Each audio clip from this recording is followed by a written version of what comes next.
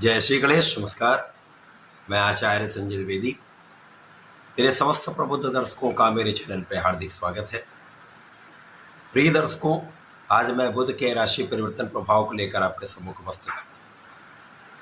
बुध 30 अगस्त को सिंह राशि में प्रवेश करें।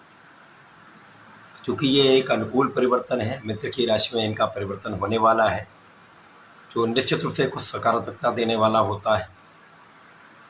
अब यहाँ पर सिंह राशि के स्वामी सूर्य का भी गोचर चल रहा होगा, जिसके कारण सूर्य और बुध का महायोग बनेगा, बुधादित्य योग बनेगा।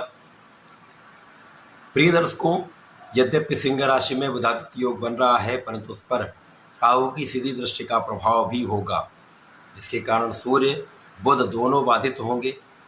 सूर्य पर ग्रहण तथा बुध पर जड़ दोष निश्चित रूप से बनेगा। परंतु ज्योतिष के नियमानुसार जब बुध और सूर्य एक अच्छी अवस्था में होते हैं, बलवान होते हैं, वहाँ पर कुछ समस्याएं तो अवश्य होती हैं, परंतु राहु के साथ इनका जो योग होता है वो आपको बहुत कुशाग्र बनाता है, आपकी क्षमता में वृद्धि करता है, राजनीति में विशेष अवसर देता है, तो आप जिस भी क्षेत्र में हैं वहाँ पर ड्रामेटिक चेंजेस लाता है, चमत्कारिक लाभ देता है। वृश्चिक राशि के लिए यदि हम देखें तो ये परिवर्तन आपके दशम भाव में होगा। दशम भाव जो कार्य क्षेत्र का भाव है, केंद्र का भाव है, जहाँ पर समस्त ग्रह बलवान होते हैं, वहाँ पर सूर्य दिग्बली होकर गोचर कर रहे हैं। निश्चित रूप से यह अत्यंत विशेष स्थिति है।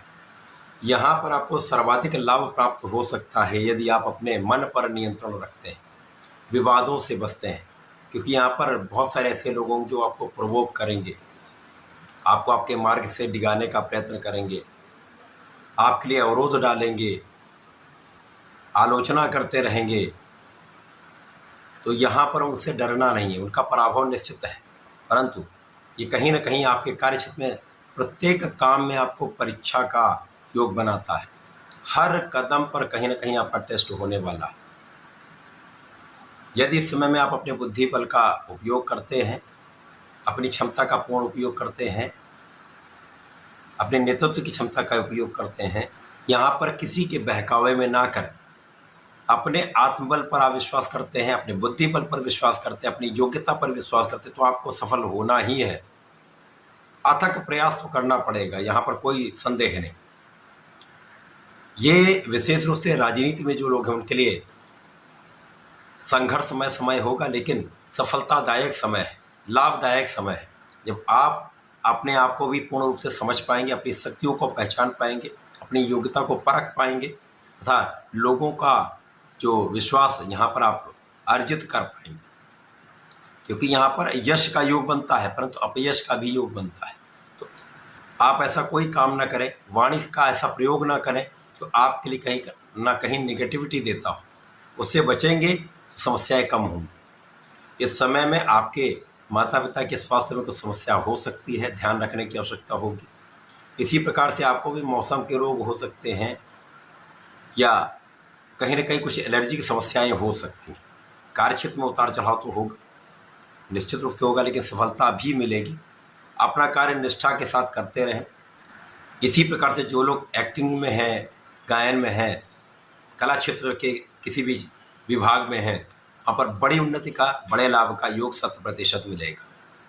कार्यक्षेत्र में सफलता मिलेगी, धन का लाभ भी मिलेगा, विदेश यात्रा भी आप कर सकते हैं। इस समय में आपको केवल अपने ज्ञान पर, अपने बुद्धि बल पर, अपने योग्यता पर विश्वास करें। यदि कहीं कोई समस्या आती तो गुरु पर विश्वास करके उन पर आप आश्रित हो सकते हैं। माता पिता से आप सलाह ले सकते हैं। गुरु समान जो लोग उनसे आप आशीर्वाद ले सकते हैं, सलाह ले सकते हैं।